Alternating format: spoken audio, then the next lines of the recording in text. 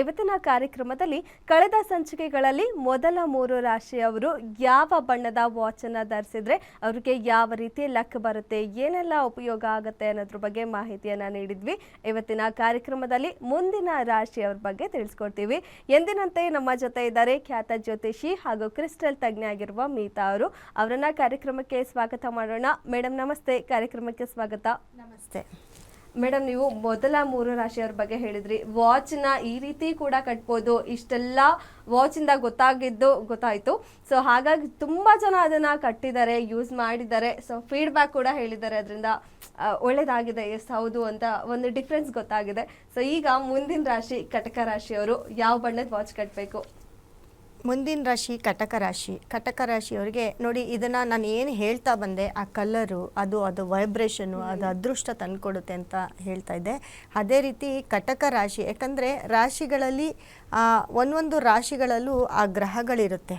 ಆ ಗ್ರಹಗಳಿಗೆ ಯಾವ ಕಲರು, ಆ ಗ್ರಹಗಳಿಗೆ ಅದು ಅಡಿಕ್ಟ್ ಆಗುತ್ತೆ. ನಾವು ಹಾಕ್ಕೊಂಡಾಗ ಆ ಗ್ರಹಗಳಿಗೂ ಕೂಡ ಕನೆಕ್ಟ್ ಆಗಿ ಸಪೋರ್ಟ್ ಮಾಡುತ್ತೆ. ಹಾಗೆ ಇವಾಗ ನೋಡಿ, ಕಟಕ ರಾಶಿಯ ಅಧಿಪತಿ ಬಂದು ಚಂದ್ರ ಆಗಿರ್ತಾರೆ. ಯಾರೆಲ್ಲ ಕಟಕ ರಾಶಿಯವರು ಇರ್ತೀರ ಅವ್ರಿಗೆಲ್ಲರಿಗೂ ಚಂದ್ರ ಅಧಿಪತಿ ಆಗಿರ್ತಾನೆ.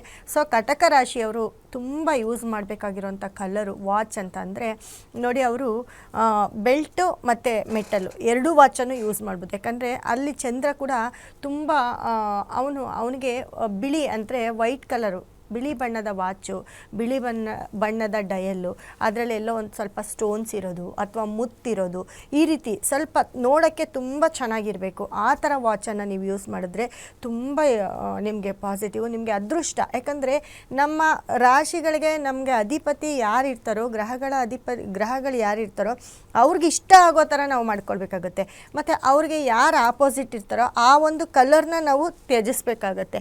ಆವಾಗ ನಮ್ಗೆ ಏನಾಗುತ್ತೆ, ನಾವು ಇದನ್ನು ಹಾಕ್ಕೊಳ್ತಾ ಇದ್ದೀವಿ, ಅಲ್ಲೆಲ್ಲೋ ಒಂದು ಕಡೆ ಅವನು ಪಾಸಿಟಿವ್ ಕೊಡ್ತಾ ಹೋಗ್ತಾನೆ, ಅಂದರೆ ಅದೃಷ್ಟವನ್ನು ಕೊಡ್ತಾನೆ, ಲಕ್ಕನ್ನು ತಂದು ಕೊಡ್ತಾನೆ. ಅದೇ ರೀತಿ ನೋಡಿ, ಕಟಕ ರಾಶಿಯವರಿಗೆ ಚಂದ್ರ ಅಧಿಪತಿ ಆಗಿರೋದ್ರಿಂದ, ಚಂದ್ರ ಅಂದರೆ ಗೊತ್ತಲ್ವ, ಚಂದ್ರ ಅಂದರೆ ತುಂಬ ಸೌಮ್ಯ ಸ್ವಭಾವ, ನೋಡೋಕ್ಕೆ ತುಂಬ ಚೆನ್ನಾಗಿರೋದು, ಮನಸ್ಥಿತಿ ಫಸ್ಟು ನಮಗೆ ಮನಸ್ಸಿಗೆ ಇಡಿಸಿರೋ ಅಂಥದ್ದು ಫಸ್ಟು ಮಾಡಿಬಿಡ್ತೀವಿ. ತುಂಬ ಖುಷಿಯಾಗಿರಬೇಕು ಅಂತಂದರೆ ನಾವು ಚಂದ್ರನನ್ನೇ ಆರಾಧಿಸ್ಬೇಕಾಗತ್ತೆ. ಸೊ ಹಾಗಾಗಿ ಕಟಕ ರಾಶಿಯವರಿಗೆ ನೋಡಿ, ಗ್ರೀನು ಮತ್ತು ಬ್ಲ್ಯಾಕು ಈ ಎರಡು ಕಲರ್ನ ಮತ್ತು ಎಲ್ಲೋ ಈ 3 ಕಲರ್ನು ಅವಾಯ್ಡ್ ಮಾಡಬೇಕಾಗುತ್ತೆ. ಈ 3 ಕಲರ್ ವಾಚ್ ಏನಾದರೂ ಇದ್ದರೆ ದಯವಿಟ್ಟು ಕಟಕ ರಾಶಿಯವರು ಅದನ್ನು ಕಟ್ಟಬೇಡಿ ಅಂತ ಹೇಳ್ತೀನಿ. ಯಾಕಂದರೆ ಅದನ್ನು ಕಟ್ಟಿದಾಗ ಎಲ್ಲೋ ಒಂದು ಕಡೆ ನಿಮಗೆ ನಿಮ್ಮ ಮನಸ್ಥಿತಿನೇ ಚೇಂಜ್ ಆಗುತ್ತೆ.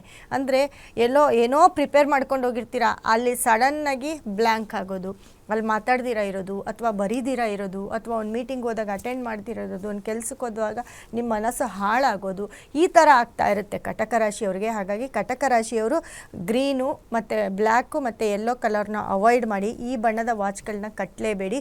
ಅದೇ ರೀತಿ ನಿಮಗೆ ತುಂಬ ಲಕ್ಕು, ತುಂಬ ಪ್ರಾಸ್ಪರಿಟಿ, ತುಂಬ ಪಾಸಿಟಿವ್ ತಂದುಕೊಡೋ ಅಂಥದ್ದು ವೈಟು, ಬಿಳಿ ಬಣ್ಣದ ವಾಚನ್ನು ನೀವು ಕಟ್ಟಿ, ಅದರಲ್ಲೂ ಹೇಳೋದ್ನೆಲ್ಲ ತುಂಬ ಚೆನ್ನಾಗಿ ಲಕ್ಸುರಿಯಾಗಿ ಸ್ಟೋನ್ಸು, ಪರ್ಲ್ಸು ಈ ರೀತಿ ಹೇಗೆ ಬೇಕಾದರೂ ಇದ್ದರೆ ಅದನ್ನು ಯೂಸ್ ಮಾಡಿ.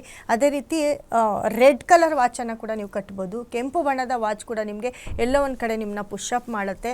ಕಟಕ ರಾಶಿಯವರು ಕೆಂಪು ಬಣ್ಣದ ವಾಚನ್ನು ಕಟ್ಕೊಂಡಾಗ ಅಲ್ಲಿ ನಿಮಗೆ ಏನು ಕೆಲಸ ಮಾಡ್ತೀರೋ ಅದನ್ನು ಪ್ರವಾಹ ಮಾಡುತ್ತೆ. ಅಂದರೆ ಅಲ್ಲಿ ಇನ್ನೂ ಸ್ವಲ್ಪ ಹೆಚ್ಚಿಗೆ ಮಾಡು ಮನಸ್ಸನ್ನು ಹತೋಟಿಯಲ್ಲಿ ಇಟ್ಟಿರುತ್ತೆ ಈ ಒಂದು ಕಟಕ ರಾಶಿಯವರಿಗೆ.